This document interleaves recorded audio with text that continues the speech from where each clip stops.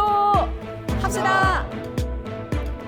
네, 알고 있으면 쓸모많은 법률 정보가 가득합니다. 법대로 합시다. 더 로이어. 오늘도 일상 속에서 겪을 수 있는 다양한 법적 분쟁들 살펴보고요. 속이 시원해지는 명쾌한 해결책도 알아보도록 하겠습니다. 네, 오늘 첫 번째 사건 어떤 내용인지 지금 화면으로 바로 확인해 보시죠.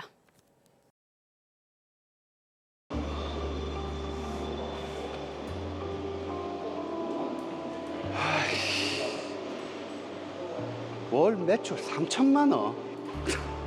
어이가 없네. 딱 오픈 한 달만 잘 되더니 그 다음부터 계속 적자에 1년 만에 폐업이라니. 이거는 분명 가맹 계약이 현황이 돼서 허위 광고한 거다. 내가 그 어디 가만히 있나 봐라. 씨.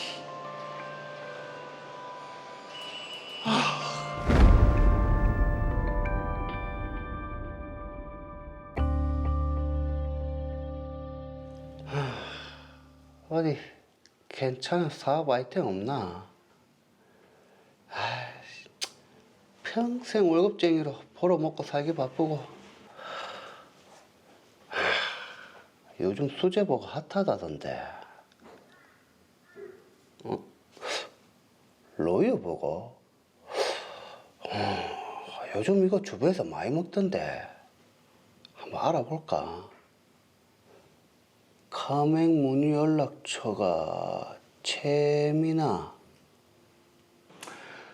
최 사장이 연결을 잘해 주셔서 그래도 로이어버거 체인점이 많이 늘었습니다. 별 말씀을요. 그게 다 제 일인데요.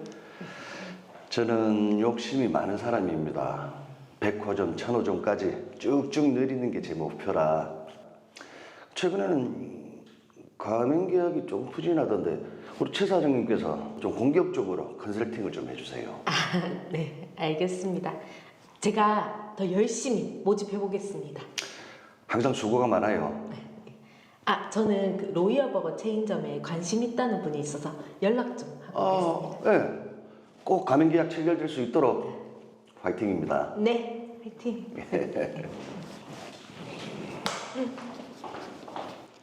네.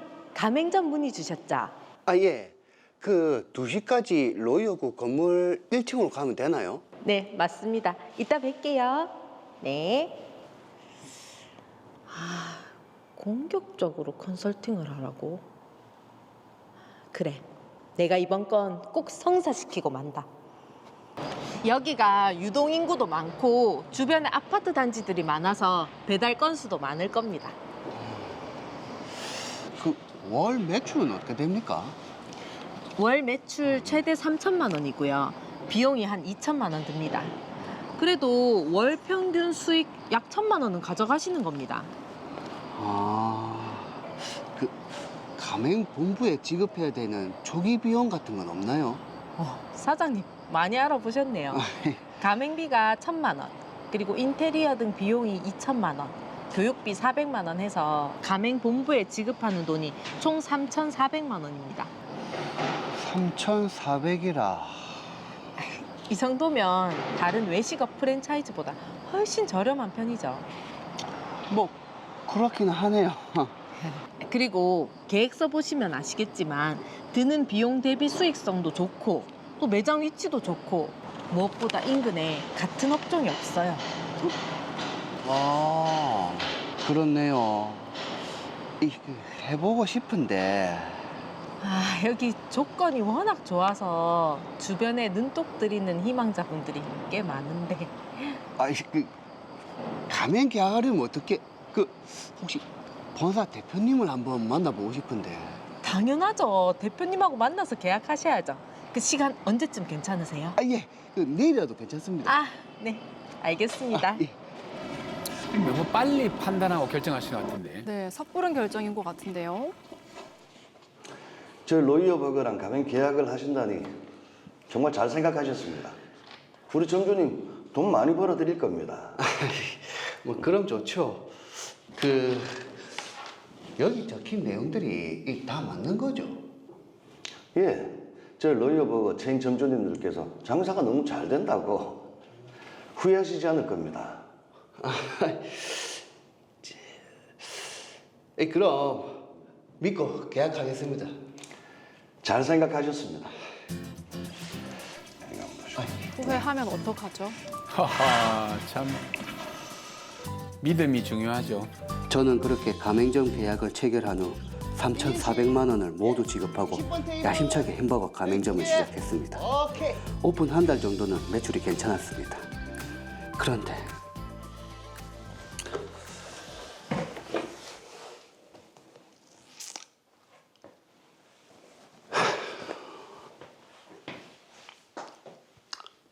오늘따라 왜 이렇게 손님이 없노? 오픈 초기 한 달에만 재미 좋았지 계속 적자네. 이 분명히 드는 비용 빼고 월천은 가져간다 했는데 남은 재료 폐기에 나가는 돈은 계속 내 돈으로 메꾸고 있고 안 되겠다. 다른 지점들 한번 조사를 나가봐야겠다.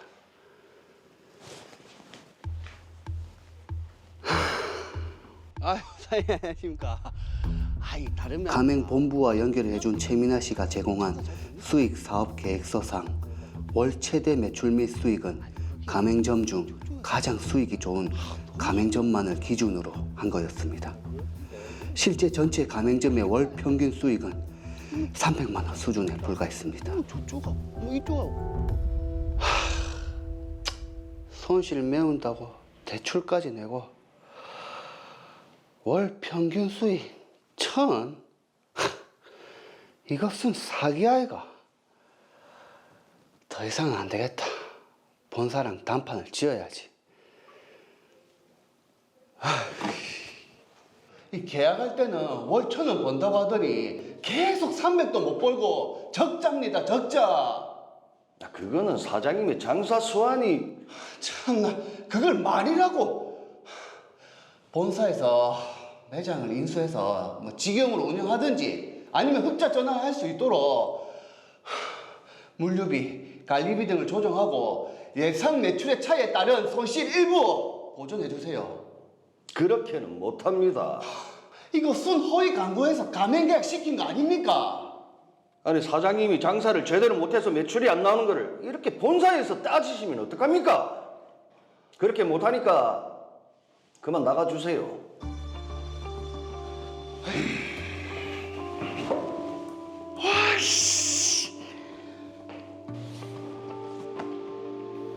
결국 가맹점을 한 지 1년 만에 폐업을 하게 됐습니다.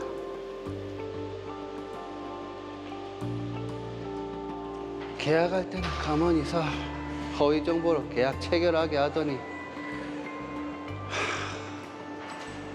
내가 어디 가만히 있나 봐라. 소송할 거다.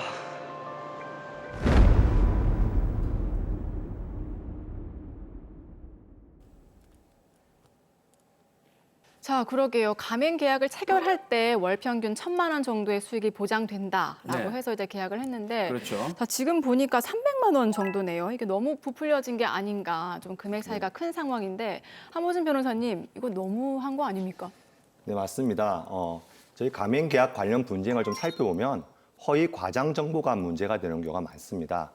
드라마 사례의 경우도 허위 과장 정보를 제공했는지 여부가 쟁점이 된다고 할 것인데요. 네. 가맹사업법 제9조 제1항은 가맹본부는 가맹희망자나 가맹점 사업자에게 허위, 과장된 정보를 제공해서는 안 된다고 규정하고 있습니다. 자, 그럼 일단 이게 허위 정보인지 과장된 정보인지 어떻게 판단할 수 있습니까? 네, 허위 과장 정보에 해당되는지는 가맹계약의 체결과 유지 등 가맹점 희망자의 의사 결정에 중대한 영향을 줄 수 있는 사실 또는 가맹희망자가 일정한 사정에 관하여 고지를 받았더라면 가맹계약을 체결하지 않았을 것임이 경업칙상 명백한지 여부에 따라서 판단하게 됩니다. 그 말을 듣고는 도저히 경험치상 알아들을 수가 없습니다. 맞습니다. 좀 구체적으로 좀 설명해 주시죠. 어떤 경우인지. 네, 맞습니다. 예. 가장 흔한 유형으로는 객관적인 근거 없이 가맹희망자의 예상 매출액, 그리고 영업이익, 순이익 등을 임의로 부풀려 제공하거나 수익 상황이 좋은 특정 점포 또는 특정 시기를 기준으로 예상 매출액 등을 산정해서 제공하거나 사실과 다르게 최저 수익 등을 보장하는 것처럼 정보를 제공하는 행위 등을 주요 사례로 들어볼 수 있습니다. 네, 자 말씀 들어보니까 이 드라마 사례의 경우도 살펴보면 지금 최민아 씨가 제공한 이 사업 계획서에 있는 네. 그런 정보들이 알고 보니까 수익이 가장 좋은 이제 가맹점을 기준으로 한 것이었잖아요. 네, 맞습니다. 드라마 사례의 경우에도 허위 과장된 정보를 제공한 경우에 해당된다고 볼 수 있습니다. 예. 로이어보고 본부는 최민아 씨를 통해 실제와는 달리 부풀려진 수익 사업 계획서를 당시 가맹사업 희망자였던 김영민 씨에게 제공하도록 했고 네. 박진구 씨는 이런 사실을 알면서도 이를 바로잡지 않은 채 그대로 묵인했습니다. 따라서 로이어보고 본부는 김영민 씨에게 허위 과장된 정보를 제공했다고 볼 수 있습니다. 네. 그런데 여기서 다소 논란의 여지가 될 수 있는 점이 한 가지 있습니다. 어떤 부분이 그렇습니까? 허위 과장된 정보를 제공한 주체는 로이어버그가 아니라 별도의 사업 주체인 최민아 씨라는 사실입니다. 그렇죠. 예. 네. 이와 관련해서 최민아 씨의 지위 및 최민아 씨와 로이어버그 본부의 관계를 한번 살펴보아야 합니다. 최민아 씨는 창업 컨설팅을 통해 가맹 사업주인 로이어버거 주식회사와 가맹 점주인 김영민 씨를 연결시켜주는 역할을 수행했다고 볼 수 있어 가맹 중개인에 해당된다고 볼 수 있습니다. 네. 가맹 중개인이란 가맹사업법상 가맹본부 또는 가맹지역본부가 가맹점 사업자를 모집하거나 가맹계약을 준비, 체결하는 업무를 위탁한 자를 의미합니다. 야, 그렇다면 이게 본사 대표 박진구 씨가 네, 지금 이게 가맹 중개인이 네, 너무 의욕적으로 하다 보니까 그런 일이 발생했고 자기들은 전혀 모르는 사실이다 이렇게 주장할 수도 있겠네요. 네, 다소 그런 빌미를 줄 수는 있다고 보여집니다. 네. 최민아 씨는 창업 희망자였던 김영민 씨에게 가맹점 개설을 권유하면서 월 매출 및 수익에 대해 사실과 다르게 부풀려 말했는데요. 제가 사건에 대해 좀 더 알아보니 대표인 박진구 씨도 이런 사실을 알고 있었지만 별다른 조치를 취하지 않았던 것으로 확인되었습니다. 그렇죠. 가맹본부와 가맹중개인 간의 위탁관계를 고려할 때 최민아 씨의 허위 과장 정보 제공 행위는 사실상 가맹본부인 로이어 주식에 한 것과 동일하다고 볼 수 있습니다. 네. 자, 그런데 제가 좀 더 상황을 이제 알아보니까요. 네. 지금 가맹본부 대표 박진구 씨가 김영민 씨에게 정보 공개서를 제공했다고 하는데 네. 이 정보 공개서는 뭔가요? 네, 가맹사업법 제7조에 따르면 가맹본부는 가맹희망자에게 공정거래위원회 등록 또는 변경 등록한 정보공개서 및 인근 가맹점 현황 문서를 미리 제공해야 한다고 규정하고 있습니다. 네. 이는 가맹본부와 가맹사업자 간 정보량의 격차에 따른 가맹점의 피해를 방지하기 위해서인데요. 그 제공 시기는 가맹금 최초 수령일 또는 가맹계약 체결일로부터 14일 이전에 제공하도록 규정하고 있습니다. 네. 그리고 그 제공 방법은 직접 제공하거나 정보공개서의 제공 시점을 객관적으로 확인할 수 있는 방법도 가능합니다. 네. 그런데 제가 사건을 좀 더 알아보았는데요. 로이어 주식회사는 김영민 씨와 가맹계약을 체결한 이후인 2023년 3월 26일에서야 정보공개서를 김영민 씨의 메일로 발송했습니다. 네. 따라서 이는 가맹사업법 제7조를 위반하는 것으로 볼 수 있습니다. 자, 그럼 이게 위반하면 어떻게 됩니까? 네, 행정적 제재로 시정조치 혹은 시정공고 및 과징금이 부과되고요. 형사적 제재로는 2년 이하의 징역 또는 5천만 원 이하의 벌금형에 처해질 수 있습니다. 지금 최민아 씨 그 가맹사업 중개인이었잖아요. 네, 맞습니다. 최민아 씨가 김영민 씨에게 제공한 정보가 허위 과장 정보에 해당하고 네. 본부에서도 책임이 있다고 하셨으니까 네. 그렇다면 이게 허위 과장 정보를 제공했을 때 제재가 있을 거 아닙니까? 맞습니다. 어떤 예. 제재가 있습니까? 크게 행정적 제재, 민사적 제재, 형사적 제재로 구분해 볼 수 있습니다. 네. 행정적 제재로는 공정거래위원회의 시정조치 또는 시정공고와 과징금이 부과되고요. 형사적 제재로는 5년 이하의 징역 또는 3억 원 이하의 벌금형에 처해질 수 있습니다. 네. 그리고 민사적 제재로는 손해액의 3배 이내의 손해배상 책임, 즉 징벌적 손해배상 책임 및 이미 수령한 가맹금의 반환이 있는데요. 이미 수령한 가맹금의 반환의 경우에는 가맹계약 체결 전 혹은 허위 또는 과장된 정보가 계약을 체결한 데 중대한 영향을 준 것으로 인정되는 경우에는 가맹계약 체결일부터 4개월 이내에 가맹금의 반환을 요구할 수 있습니다. 자, 그러면 김영민 씨가 지금 가맹본부를 상대로 손해배상을 청구하겠다고 했는데 이거는 가능하겠네요. 네, 김영민 씨는 가맹본부를 상대로 가맹점 계약을 중도에 해지하고 예. 손해배상을 청구할 수 있습니다. 자, 그렇다면 손해배상은 대략 얼마 정도 받을 수 있겠습니까? 네, 최종적인 손해배상에 대한 판단은 가맹본부의 법위반 정도, 이로 인해 가맹본부가 얻은 경제적 이익 정도 등을 감안해서 판단하게 되기 때문에 네. 구체적인 사안별로 금액은 다를 수밖에 없습니다. 다만 손해액 산정에서 가장 큰 비중을 차지하고 있는 부분이 바로 영업손실 부분인데요.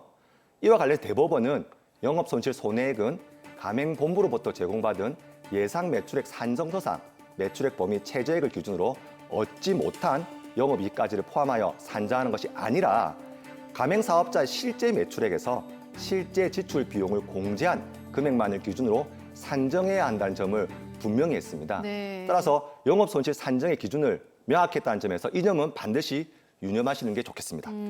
자, 이렇게 생업을 위해서 가맹점을 알아보고 계약하신 경우 많은데 그만큼 분쟁도 또 많은 것 같습니다. 그래서 제가 또 궁금한 사례를 몇 가지 찾아봤는데요. 한번 들어보시고 판단해 주세요. 알겠습니다. 예. 자, 드라마 사례와 비슷하게 햄버거 가맹점을 운영한 지 1년 만에 수익이 나지 않아서 결국 운영을 포기하기로 결정을 했는데 인테리어 시공비 등을 날릴 수는 없어서 제3자에게 양도하기로 했고 이를 가맹 본사에서도 승인을 했다고 합니다. 자, 그런데 본사에서 제3자는 새로운 가맹점 운영사에 해당하니까 별개로 다시 가맹금을 납입할 것을 요구를 하고 있는데 자, 이거는 별개로 내야 하겠습니까? 변호사님 어떠십니까? 사무장님 제가 또 물어보시면 또 화를 내시겠죠? 오늘 화 안 냅니다. 아 그래요? 그만 물어보겠습니다. 이게 제가 조금 아는 내용인데 아, 그래요? 포괄적으로 양수양도지 않습니까? 양수양도는 지위가 포괄적으로 승계됩니다. 예. 그 다음은 어떻게 해요? 좋았는데 출발은 좋았습니다. 거기까지만. 끝을 맺어주세요. 알겠습니다. 예. 영업 양도라 함은 일적 문적 조직을 그 동일성을 유지하면서 일체로 사업 전체를 이전한 것을 의미합니다. 따라서 기존 가맹점주가 제3자와 영업 양도, 양수 계약을 체결함에 따라 양수인은 양도인의 모든 법적 권리 및 의무를 포괄적으로 승계하는 내용인 것이 맞습니다. 네. 그렇죠. 예, 양도인의 모든 채권, 채무 및 채무 관계가 양수인에게 이전되는 점을 고려한다면 양수인인 제3자는 기존 가맹점주로부터 채권, 채무를 모두 포괄적으로 승계받기 때문에 가맹금 이미 지급돼야 하는 것으로 보아야 합니다. 네. 그러므로 가맹 본사는 제3자에게 추가로 가맹금 지급을 요구할 수 없다고 판단됩니다. 그렇죠. 저도 또 하나 조사를 한 게 있는데 예. 지금 저희 친구들도 가맹 사업을 좀 하는 친구들이 생기기 시작하는데 나이가 드니까. 예. 근데 문제는 이런 경우가 있어요. 3년을 계약을 했어요. 예. 네. 근데 장사가 안 돼서 1년 만에 그만두니까 계약 기간 2년이 남았잖아요. 그 2년에 해당하는 가맹금 돌려받을 수 없나? 이런 질문을 하던데 어떻습니까? 많이 궁금해하실 것 같습니다. 근데 이 사건은 경우에 따라 조금 결론을 달리 할 수 있습니다. 그래요? 하급식 판결이긴 하지만 법원은 프랜차이즈 계약이 계약 기간 중간에 해지됐을 경우에 계약 체결 시 가맹본부가 받은 금전 중 일부를 그 가맹점에 반환해야 하는지 여부에 대한 문제는 가맹점이 가맹본부에게 지급한 금전이 어떤 이름으로 지급하였는가를 가지고만 볼 것이 아니라 무엇을 대가로 지급한 것이고 프랜차이즈 계약의 해지 경위와 그에 있어서 당사자의 기책 사유 의무 등을 종합적으로 고려해서 판단해야 한다고 보았습니다. 네. 햄버거 전문점 A의 영업 표지를 사용하는 것에 대한 대가로 지급한 프랜차이즈 수수료는 가맹금의 성격을 가지는 금전으로 봄이 상당하고 영업 표지의 사용에 대한 이익은 기간에 따라 균등한 비율로 기속되는 것이 원칙이므로 가맹본부가 가맹점으로부터 점포를 인수하여 직영하는 방법으로 가맹점의 투하 자본을 회수하기로 한 프랜차이즈 계약이 합의 해지된 경우라면 잔여 기간에 해당되는 부분은 가맹점에 대해서 반환하는 것이 타당하다고 판단했습니다. 네. 자, 정리해 보겠습니다. 마지막으로 의뢰인 김영민 씨에게도 한 말씀 해주시죠. 네. 김영민 씨는 가맹본부인 로이어 주택을 상대로 가맹계약 해지 및 손해배상 청구가 가능하고 최종적으로 인정되는 손해액에 있어서는 다소 감액의 여지가 있을 수 있지만 법원에서도 무난하게 받아들여질 것으로 판단됩니다. 다만 소송만이 능사가 아니기에 무작정 소송을 제기하는 것보다 로이어 주식회사와 개별적으로 협의를 한 두 좀 더 진행 사항을 살펴보시고 만약 그것이 여의치 않다면 한국공정거래조정원에 설치된 가맹사업거래 분쟁조정협의회에 조정을 우선 신청해 보시는 것도 권해드립니다.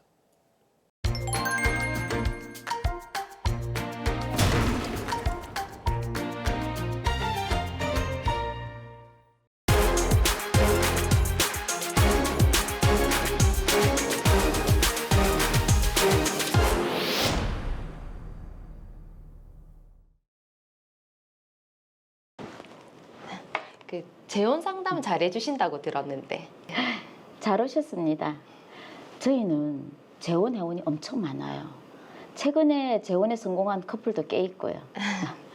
일단 원하는 배우자 조건이 있으신가요? 아, 예. 저는 일단 인성 좋고 재혼이니까 경제적으로 안정된 사람이면 좋을 것 같아요. 인성과 경제력이 좋다. 그럼 선생님이나 교수님 이런 직업이 좋겠네요. 네. 그리고 저희 아이한테도 잘할 수 있는 가정적인 사람이면 더 좋을 것 같아요. 네. 다른 조건은요? 그 외에 특별한 건 없습니다. 알겠습니다. 저희가 잘 매칭해보고 조만간 자리를 마련하겠습니다. 잘 좀 부탁드릴게요. 네.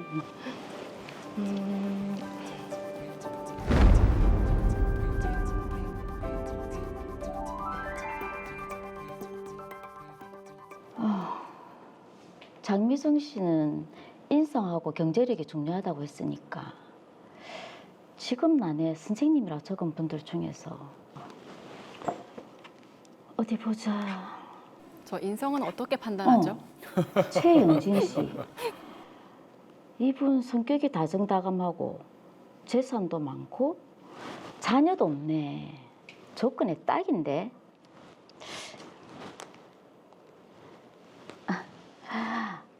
안녕하세요.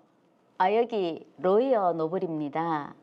말씀하신 조건에 맞는 분이 계신데 한번 만나보시죠. 네.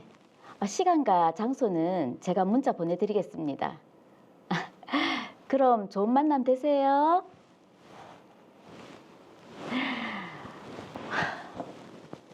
잘 만나서 성혼까지 되면 성혼 사례금이 각각 2천만 원. 무조건 성사시켜야지.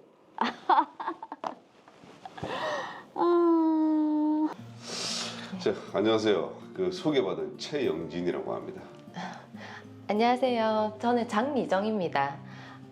직업이 선생님이시라고요. 예, 사립고등학교에서 체육 가르치고 있습니다. 예. 들으셨겠지만 저는 아이가 있어서. 아유, 저 아이 좋아합니다. 저 잘 가르칠 자신도 있고요. 예. 제가 지금 현금은 좀 없는데 이 경기도 쪽에 상속받은 재산이 좀 있어가지고 재력도 좀 있습니다. 저 솔직히 미정 씨 마음에 듭니다. 우리 재혼인데 서로 눈치 보지 말고 빠르게 진행하는 거 어떻습니까? 그래도 몇 번은 더 만나보고. 제가 이번에 해외 여수를 좀 오래 가가지고 일단은 이번 달 안에 혼인신고부터 하시고 살림은 저 연수 갔다 와서 합치는 걸로 하죠. 너무 빠른 것 같은데. 저 믿을 사람 맞습니다. 걱정하지 말고 혼인신고부터 하시죠. 이렇게 한다고요? 미정 씨, 우리 남은 인생 남들보다 행복하게 그렇게 한번 잘 살아봅시다. 네. 근데 경기도 땅 사진 보여드릴게요. 여기가 경기도 그렇게 전 재혼을 했습니다. 혼인신고부터 하고 살림을 합친 뒤에 결혼식도 조촐하게 치르기로 했죠.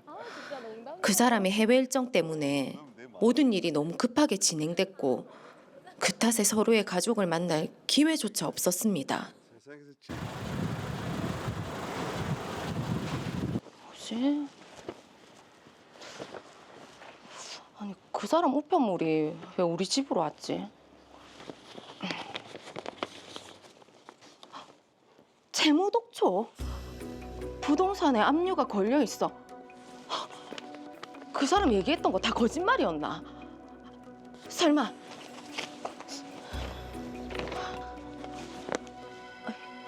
여보세요? 거기 로아 고등학교죠? 혹시 최영진 체육 선생님이라고? 네? 체육 선생님 이름이 한정은 여자 선생님이라고요? 예, 알겠습니다. 설마 내한테 거짓말한 거가? 에이, 아닐 거야. 설마. 영진 씨 어머니. 여보세요? 야, 미친. 아니, 우리 아들이랑 결혼하면서 얼굴 콧배기도 안 비추고 예단도 하나 안 보내고 이거 완전 날로 먹으려는 거 아이가? 영진 씨가 바쁘다고 해외에서 다녀오면 뵙자고 해서 그런 건데요. 그래도 네가 우리 아들이랑 결혼했으면 며느리 도리를 해야지. 일단 예단비 1,000만 원 내 통장에 넣어라. 예? 예단비요? 계좌 보낼 테니까 1시간 안에 보내라. 뭐 이런 경우가 다 있노 진짜. 저는 그 사람의 실체를 수소문했습니다. 그러자 선생님도 아니고 재산도 없고 당신은 나한테 다 거짓말한 거죠? 거짓말은 무슨? 선생 맞다. 지금은 잘리지 마. 뭐라고요? 그리고 재산도 그 업체에 등록할 때는 있었다. 네 만날 때는 뭐 비 때문에 빈대털이었지만, 어? 그리고 뭐 이 정도고 뭐 거짓말 한 거 아니다 아이가. 아, 지금 그걸 말이라고? 아, 참. 두 분이 벌써 신혼부부 티가 팍팍 나시네요. 신혼부부요. 저 이 사람이랑 헤어질 겁니다. 아니 혼인신고까지 했는데 무슨 수로? 어? 그리고 내 돈 네가 갚아야지. 어? 부부는 연대 책임 있는 거 모르나? 혼인신고까지 하셨으니까 저희한테 두 분이 각각 2천만 원씩 4천만 원 수수료 주셔야 하시는 거 아시죠? 얼른 입금해 주세요. 아니 부부는 일심동체 아닙니까? 그러니까 이 사람이 한꺼번에 다 줄 겁니다. 뭐라고요? 아, 저 이 결혼 무효로 할 겁니다. 뭐요? 난 주선자 저 사람이랑 당신한테 사기당해서 혼인신고한 거잖아요. 처음부터 빚밖에 없었으면서 재산 많다고 거짓말하고 혼인신고도 그 빚 나한테 떠넘기려고 급하게 한 거고. 와, 이거 완전 사기 아이가. 네, 당장 경찰서에 신고할 겁니다. 사기라뇨? 저희는 사기친 거 없습니다. 제가 분명히 인성이랑 재력이 중요하다고 했는데 이 사람은 그 조건에 맞는 게 하나도 없잖아요. 아니, 이게 사기 아니고 뭡니까? 저희는 가입 서류에 있는 조건을 보고 거기에 맞게 중개를 했고 혼인신고까지 하셨으니까 성혼이 된 거죠. 저희 수수료를 그대로 주세요. 못 줍니다.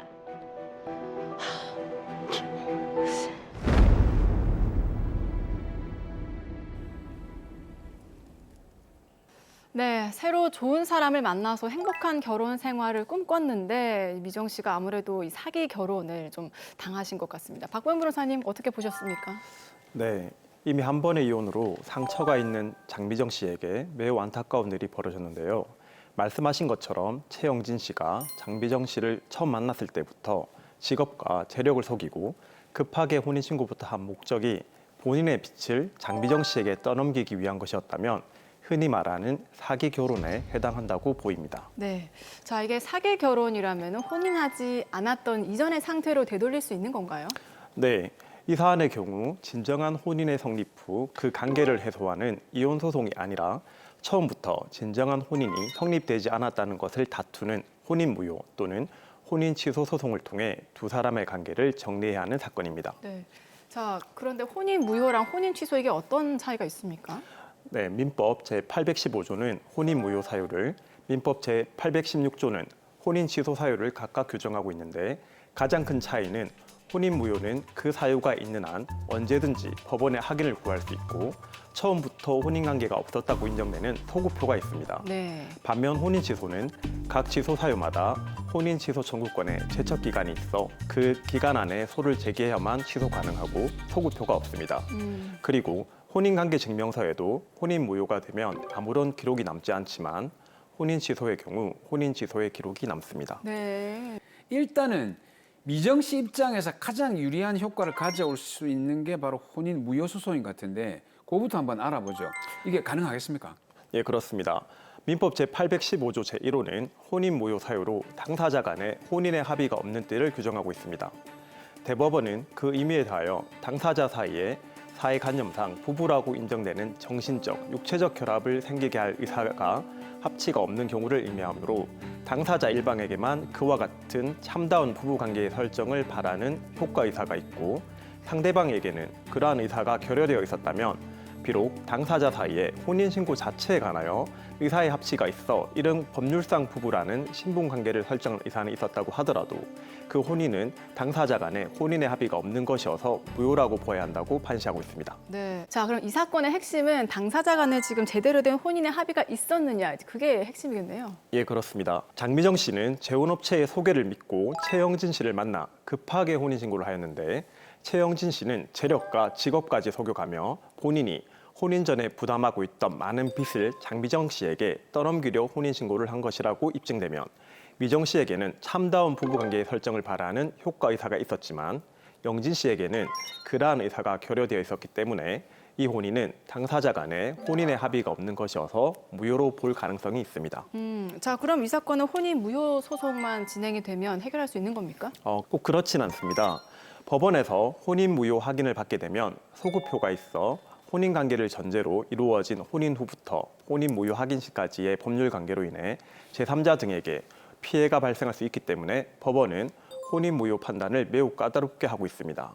그러므로 주의적으로 혼인 무효 주장을 하더라도 예비적으로 혼인 취소를 주장하여 법원의 인용 판결을 받는 것이 혼인 관계 정리에 있어 효과적입니다.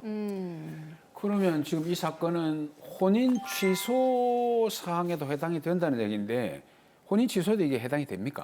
네, 두 가지 혼인 취소 사유에 해당할 수 있습니다.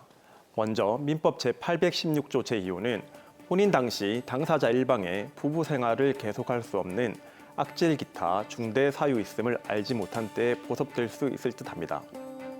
부부 생활을 계속할 수 없는 악질 기타 중대한 사유라 함은 사회 통념상 당사자 일방이 혼인 전 상대방에게 그러한 사유가 있음을 알았더라면 상대방과 혼인하지 않았을 것이라고 인정되는 경우를 일컫는다고 대법원은 판시하고 있습니다. 네. 이 사건에서도 미정 씨가 영진 씨의 검은 성대를 알았다면 절대 혼인하지 않았을 것이기 때문에 네. 이에 해당할 수 있습니다. 네.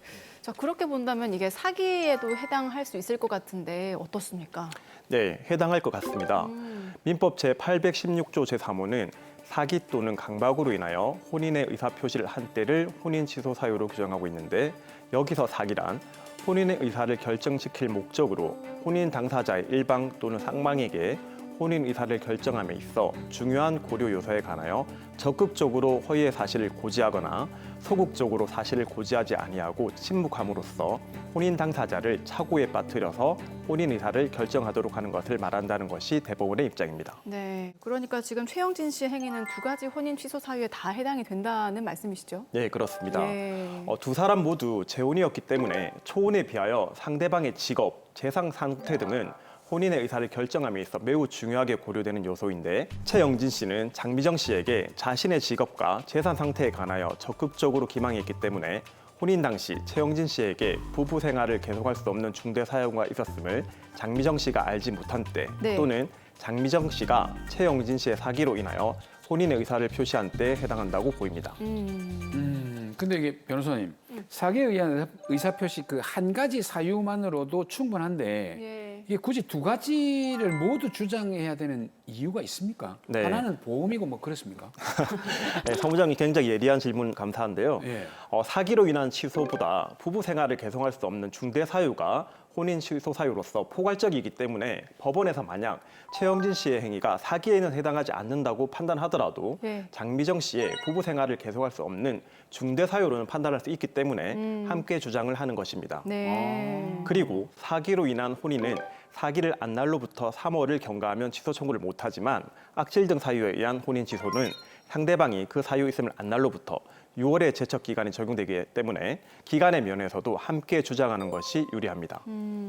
자, 지금 사기라고 해서 이제 생각이 드는 게 지금 드라마에서 저희가 본 것 외에도 최영진 씨가 조금 더 거짓말을 한 부분이 있지 않을까라는 생각이 들거든요. 네, 의심이 정확하신데요. 예. 제가 좀 더 확인해 보니 최영진 씨는 자신의 거짓말이 들통날까 봐 일부러 가족들을 소개하지 않았고요. 혼인신고도 굉장히 급하게 했을 뿐만 아니라 술집에서 술을 먹고 술값을 지불하지 않아 미정 씨에게 연락이 오도록 하고 본인 명의 부동산에도 이미 수많은 근저당권자, 압류권자 등이 있어서 부채 규모가 재산보다 훨씬 많은 상황이었습니다. 아이고. 야, 이건 네. 진짜 처음부터 작정을 하고 지금 이런 일을 벌였네요. 그러니까요. 제가 볼 때도 아주 결혼 사기를 작정하신 것 같은데, 자, 그리고 저는 혼인 무효나 취소 소송도 지금 이 상황에서 중요하지만 정신적 피해가 굉장히 크기 때문에 위자료 청구가 좀 해야 되지 않을까라는 생각이 들거든요.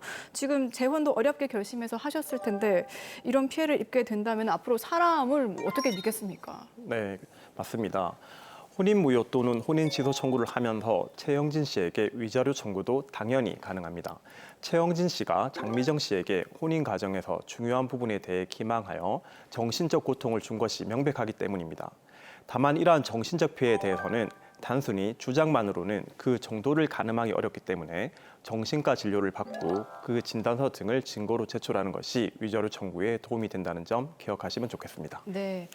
자, 그리고 또 하나 짚어볼 부분이 있습니다. 재혼 업체에서 요구하는 성혼 성사금인데요. 지금 혼인 신고를 했기 때문에 성혼이 이루어진 것이다. 그래서 성사금을 달라라는 곳인데 이거 좀 억지스럽지 않습니까? 네, 사실 이 부분이 굉장히 첨예하게 다투어질 수 있는 부분인데요. 장미정 씨 입장에서는 유료 가입비를 지급하고 재혼업체에서 제공하는 정보를 신뢰하여 별다른 의심 없이 최영진 씨와 혼인신고까지 하였는데 최영진 씨는 처음부터 나쁜 마음을 먹고 장미정 씨를 속여 이 사단이 벌어진 것이기 때문입니다.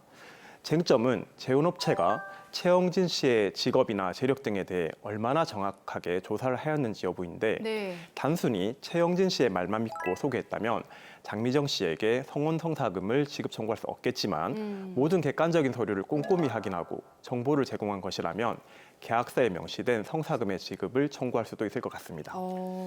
야, 그럼 지금 미정 씨는 어떻게 대처를 해야 되죠? 결과적으로 모두 최영진 씨의 잘못된 행동에서 벌어진 일이기 때문에 모든 최종적인 책임은 최영진 씨가 부담해야 하겠지만 일단 재혼업체에서 성사금 청구를 해오면 재혼업체가 얼마나 정확하게 해혼의 정보를 확인하고 관리하였는지에 대해 성명을 구해 그 내용을 확인해서 대응해야 할 것으로 보입니다. 네. 그럼 뭐 업체 업력도 뭐 봐야 되겠지만 사실 이런 그 상황이 오게 된다면 어쩔 수 없잖아요. 안 오는 게 좋잖아요. 이런 상황을 예방하기 위해서 계약을 할 때 뭔가 좀 눈여겨봐야 될 거라든지 이런 건 뭐 없을까요? 네, 매우 중요한 포인트인데요. 모든 계약서의 내용은 항상 문구 하나하나가 처분 문서로서 효력이 발생하기 때문에 각별히 주의하셔야 합니다. 특히 특약사항에 기재하는 내용은 당사자가 반드시 원하는 내용을 기입하는 것이므로 특약사항에 본인이 어떤 것을 원하는지 구체적으로 기재하시면 추후 문제 발생 시에 우선적 효력을 주장할 수 있습니다는 네. 점 꼭 명심하시기 바랍니다. 그리고 대부분 업체는 인쇄 문구로 고객에게 불리하거나 업체에게만 유리한 문구를 기재해 두는 곳이 많기 때문에 문구 내용이 불리하다고 생각될 경우에는 수정을 하거나 삭제를 요구하시는 것도 중요합니다. 자, 이게 보험 계약할 때처럼 좀 계약서를 자세히 봐야 되겠네요. 아, 또 조그만 글씨인데 또 봐야죠. 눈 아프네. 자, 정리해 보겠습니다. 마지막으로 미정 씨께도 한 말씀 더 붙여주시죠. 네, 어린 자녀를 혼자 키우면서 초혼의 아픔을 벗어나기 위해 어렵게 재혼을 선택하셨는데 또다시 이런 어처구니 없는 상황에 놓인 미정 씨에게 위로의 말씀을 드립니다. 일단 일은 벌어진 상황이니 최대한 피해가 작도록 조속히 해결해야 합니다.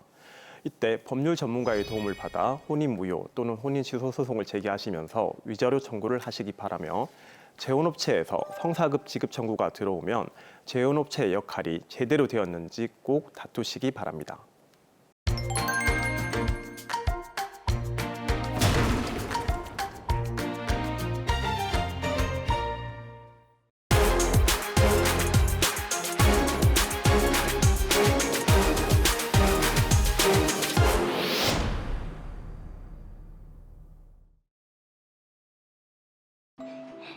너무 귀엽죠?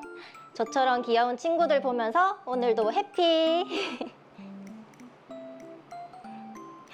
됐다. 오늘도 조회수 폭발적이네. 다음엔 뭘 찍지? 이수아, 오늘도 업로드 했네. 어디 보자. 뭐? 조회수가 5만? 아이씨. 아 얘는 내랑 같은 고등학생인데 무슨 이게 폭발이고. 아이씨, 요거 좀 골려줄까?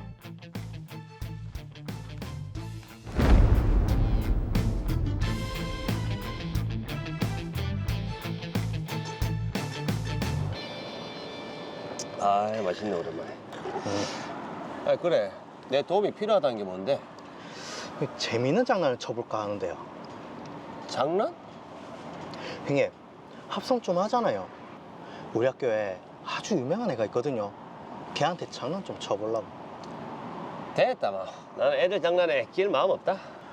아유, 형님이 좋아하는 모델 박지현 씨 영상 제가 싹 다 모아서 구성 하나 짜 드릴게요. 박지은? 예. 그래, 그럼 뭐 재미라 뭐 해보지 뭐. 아이고, 형님, 박지현은 유명한 모델인데 돈 한 벌어 봐야죠. 제가 기본 영상이랑 스토리는 짤게요. 형님은 합성 전담. 진짜처럼 딥페이크. 알죠? 이 무슨 고딩이 이렇게 돈 욕심이 많노? 에이, 형님 그래서 안 하실 겁니까? 아이 그래 한다 이 자식아. 대신에 니 제대로 해야 된다. Yes, sir. 자, 지금 요 그대로 하면 되거든. 맞지. 그럼 이제 끝났지? 아, 끝났어요. 드디어 끝났네. 아유 3주나 꼬박 걸렸다. 아유. 20편 만드는데 이 정도는 아주 껌이죠. 근데 이건 너무 똑같은 거 아이가? 이 실제랑 분간이 안 갈 정도로 고퀄리티로 해야 사람들한테 더 인기를 끌죠. 근데 니 이거 어디 올리려고? 요즘 텔레그램에 이런 거 엄청나게 올라와요. 제 친구들도 저기서 다운받고 올리고 다 해요. 그래? 그럼요. 요 돈이 좀 쏠쏠할 것 같은데. 이거 한 편당 2,000원 하죠. 우리 20편이니까 돈이 아주 어마어마할 거예요. 그러면 그 제목은 뭘로 할 건데? 리얼돌보다 더 리얼한 연예인 딥페이크. 이거 어때요? 딥페이크? 딥페이크라고 하면 이 사람들이 합성인 거 알 텐데 설마 속기 하겠나? 그러면 그래 하자. 아, 그리고 우리 홍보 차원에서 영상 한두 개는 무료로 뿌릴게요. 그래 해라. 뭐 완전히 꾼이네 이거. 그래 하자. 그렇게 하시죠. 요거 한두 편 올려봐라. 이거.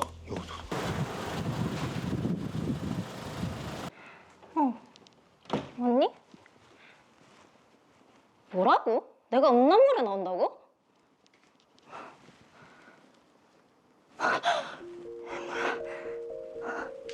사람들이 이게 난 줄 알면 어떡하지? 아니야, 설마 학교에 다 퍼진 건가? 나 이제 어떡해? 학교 어떻게 가지? 아, 요즘 지연이 스케줄이 좀 뜸하네. 방송국에 매니저들 보고 한번 싹 돌라고 해야겠구만. 이게 뭐야? 제보? 뭐지? 텔레그램에 지연이 음란물 딥페이크 영상이 돈다고?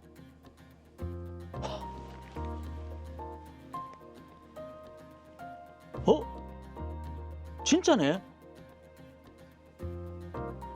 일단 이거 증거부터 싹 다 모아서 경찰서에 신고부터 해야겠네. 거기 경찰서죠? 딥페이크 피해를 입었는데 이 수사를 의뢰를 좀 하려고 합니다.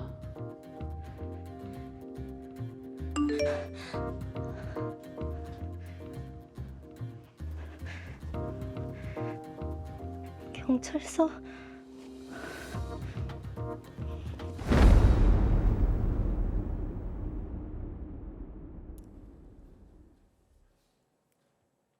네, 요즘 이 딥페이크 범죄가 사회적으로 이슈가 되고 있는데, 네. 자, 임태량 변호사님, 지금 고등학생인 김민준과 동네 형인 이상철 씨가 공모를 해서 음란물을 제작하고 유포까지 한 상황인 거죠?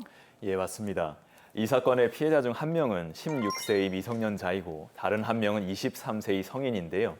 김민준 군과 이상철 씨는 약 한 달간 텔레그램을 통해서 이 영상들을 판매했고 200만 원 가량의 수익을 올렸습니다. 자, 정말 이게 어이가 없습니다. 그러면 두 사람에게는 어떤 법이 적용됩니까? 네, 이 사건에서는 크게 세 가지 법률이 적용될 수 있습니다. 먼저 정보통신망 이용 촉진 및 정보보호 등에 관한 법률, 줄여서 정보통신망법이라고 하는데요. 이 법이 적용될 수가 있고, 다른 하나는 성폭력 범죄의 처벌 등에 관한 특례법, 일명 성폭력 처벌법이 적용될 수 있습니다. 네. 마지막으로는 아동 청소년의 성보호에 관한 법률, 일명 아청법이 적용될 것으로 보입니다. 이야, 이게 지금 하나의 행위가 세 가지 법률에 저촉이 된다는 얘기는 그 행위 자체가 굉장히 위중하다는 얘기거든요. 네. 처벌도 만만치 않겠는데요. 예, 맞습니다. 우선 정보통신망법 제74조에 따르면 음란한 영상을 정보통신망을 통해 유포한 경우에는 1년 이하의 징역 또는 1천만 원 이하의 벌금에 처해지게 됩니다. 이야, 이게 정보통신망법은 받은 피해에 비해서 처벌이 너무 좀 경미한 것 같은데요. 예, 그렇다고 느껴지지요. 다만 나머지 두 개의 법령이 적용되면 처벌 수위는 훨씬 높아집니다. 네. 성폭력 처벌법 제14조의 2는 특별히 딥페이크와 같은 허위 영상물에 대해 규정을 하고 있는데요. 여기에 따르면 5년 이하의 징역 또는 5천만 원 이하의 벌금에 처해지게 됩니다. 더 나아가 영리 목적으로 이를 범한 경우에는 7년 이하의 징역에 처해질 수 있습니다. 또 제가 알기로는 아동 청소년 보호법의 그 처벌 수위가 가장 높은 걸로 알고 있는데 이건 어떻습니까? 네, 말씀하신 대로 아청법의 경우 처벌 정도가 가장 중한데요. 아동 청소년 성착취물을 제작하면 무기 또는 5년 이상의 징역에, 판매, 배포, 제공하면 5년 이상의 유기징역에 처해질 수 있습니다. 네. 자, 지금 가해자 두 사람은 일단 제작도 했고 또 판매, 배포까지 다 했는데 어떻게 법이 적용될까요? 네, 이 사건의 경우에는 성폭법과 아청법이 적용될 가능성이 높습니다. 피해자의 얼굴을 이용해서 허위 영상물을 제작했고 이를 영리 목적으로 반포했기 때문입니다. 또한 피해자 중에 미성년자도 있으니까 위 두 가지 법률이 적용될 것으로 보입니다. 네. 저는 지금 보니까 영리 목적으로 반포를 했다. 이 영리 목적이 굉장히 좀 중요한 부분인 것 같아요. 그렇지 않습니까? 예, 맞습니다. 방금 말씀하신 두 가지 부분이 굉장히 중요한 부분인데요. 성폭력 처벌법 제14조의 2, 제1항의 반포 등을 할 목적이라는 부분과 제3항의 영리를 목적이라는 부분에 주목해야 할 필요가 있습니다. 이 사건의 가해자들은 처음부터 영상을 판매할 목적으로 제작을 했지 않습니까? 그렇죠. 그리고 실제로 판매까지 했기 때문에 이 조항이 정확히 적용됩니다. 예. 따라서 이 사건의 경우에는 최대 7년 이하의 징역형까지 선고될 수 있는 중범죄에 해당합니다. 자, 그러게요. 피해자의 고통을 생각한다면 마땅히 중범죄에 해당이 되는 게 그렇죠. 맞을 것 네. 같은데, 자, 그런데 가해자 중에서 지금 김민준 군은 17세 고등학생이고 미성년자거든요. 이런 경우에는 어떻게 되나요? 네, 17세인 김민준 군의 경우에는 범행 당시 소년법 적용 대상인데요. 소년법 제60조에 따르면 19세 미만 소년 범죄의 경우 장기 10년, 단기 5년을 초과하지 않는 범위에서 부정기형을 선고할 수 있습니다. 그러니까 성인과 동일한 법조항이 적용되지만 형량 결정에 있어서는 차이가 있을 수 있다는 뜻입니다. 네. 자, 사실 요즘 뉴스를 보면 딥페이크 범죄가 정말 많더라고요. 맞습니다. 예. 네, 이런 기사를 보면은 가해자와 피해자가 대부분 10대라고 해서 정말 이게 맞는 건지 제 눈을 의심하기도 했거든요. 예, 맞습니다. 저도 뉴스를 접하거나 아니면 실무에서 실제 사건을 진행할 때 보면 위와 같은 사실을 알고 정말 많이 놀랐는데요. 최근 국회에 제출된 자료에 따르면 작년 허위 영상물 범죄 혐의로 입건된 피의자 중 75.8%가 10대였다고 합니다. 자, 지금 이 방송을 보시는 학부모님들도 경각심을 갖고 자녀들과 좀 미리 대화를 해보시고요. 이런 부분들을 좀 알려주셔야 될 것 같아요. 그렇죠? 맞습니다. 예. 자, 그런데 이번 사건에서는 피해자가 지금 미성년자도 있고 성인도 있는 상황인데 혹시 이 둘의 차이가 있습니까? 예, 16세인 이수와 양의 경우에는 아청법에 따른 더욱 강한 보호를 받게 됩니다. 이 법률은 19세 미만의 아동 청소년을 대상으로 한 성범죄에 대해 가중 처벌을 하고 있습니다. 근데 지금 그 뉴스를 보면 얘기되고 있는 것 중에 한 가지가 이런 딥페이크 영상은 보기만 해도 처벌을 받는다. 이런 얘기를 하는데 이거 사실인가요?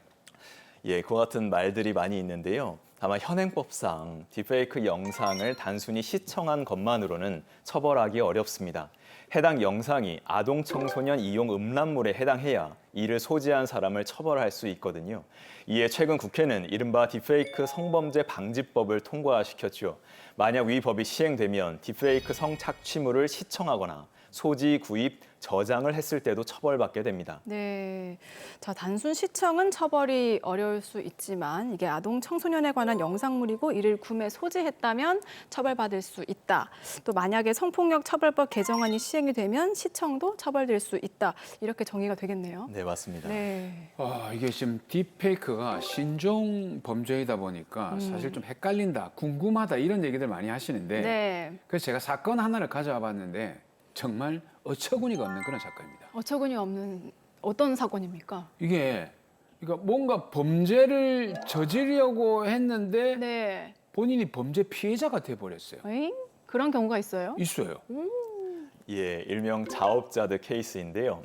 한 20대 남성이 익명 채팅방에서 만난 사람에게 딥페이크 제작을 의뢰했는데 그 제작자가 오히려 이 남성을 협박하기 시작한 사건입니다. 예컨대 네가 의뢰한 사실을 경찰에 신고하겠다. 예. 아니면 네가 이렇게 의뢰한 것을 너희 직장, 뭐 가족 아니면 너가 의뢰한 딥페이크 여성에게 알리겠다 라면서 협박을 한 사건입니다. 그래서 어떻게 됐습니까? 예, 사건 내용을 보면 재미있는데요. 이 범죄자가 처음에는 돈을 요구하더니 예. 점점 심해져서 결국 나중에는 뭐 나치 사진을 찍어서 보내라 아니면은 뭐 길거리에서 내가 지시한 이상한 행동들 너 다 해 이런 식으로 굉장히 말도 안 되는 요구를 했다고 합니다. 어머머머. 그러니까 결국에는 범죄를 저지르려다가 오히려 범죄의 피해자가 됐던 그런 사안입니다. 야, 정말 제가 처음 말씀드린 대로 어처구니가 없네요. 근데 이게 결국 어떻게 됐습니까? 처음에는 본인이 딥페이크를 의뢰했었기 때문에 신고를 못하고 버티다가 결국 신고를 해서 수사기관까지 나서게 된 사안이었는데요. 네. 그 과정에서 이 남성은 삶이 무너졌고 사실상 폐인처럼 지냈다고 합니다.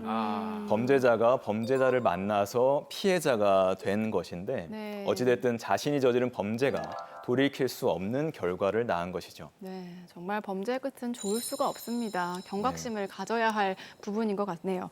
자, 마지막으로 시청자분들에게도 한 말씀 해주시죠. 예, 딥페이크 제작 자체가 위법입니다. 그 위법을 저지르는 사람에게 의뢰하는 것도 당연히 위법입니다. 10대 어린 친구들이 호기심에 장난이었다며 딥페이크 제작을 의뢰하거나 직접 제작하기도 하는데 피해자는 회복하기 어려운 상처를 받을 수 있습니다.